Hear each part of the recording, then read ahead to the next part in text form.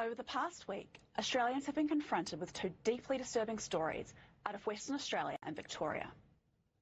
Together with last year's revelations of sexual assault against multiple female inmates by a trans-identified male prisoner in South Australia, they reveal a nationwide policy failure that is placing some of our country's most vulnerable women in serious danger.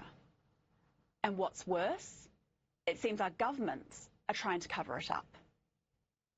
In Western Australia, we learned that a man accused of domestic violence against his female partner was placed in a women's prison after changing his legal sex under the state's new self-ID laws. Let that sink in. A man accused of violence against a woman housed in a women's prison. Even more concerning is the timeline for this case. My understanding is that this man was already in a women's prison in early October last year. But on 15 October, concerned about the safety of female prisoners, One Nation MLC Philip Scott asked the Western Australian Labor government this. I ask the following. 1. How many men who have transitioned to being a woman are currently housed in female prisons in Western Australia? The Department of Justice advises 1, Neil. So did the government lie about there being no men in women's prisons? Or, after the horrific revelations in South Australia, did it recklessly allow a violent male offender to be housed in a women's prison anyway? In Victoria, the situation is even more damning. It has now been revealed that in 2022, a female inmate was sexually assaulted by a trans-identified male murderer.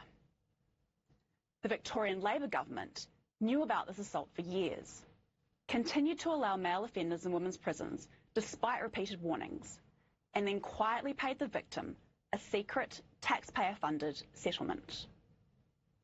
After days hiding from the media, this is what Premier Jacinta Allen had to say this week. I'm not in a position, consistent with practice for any of these matters, to comment on those details. That is not a matter that I have information on.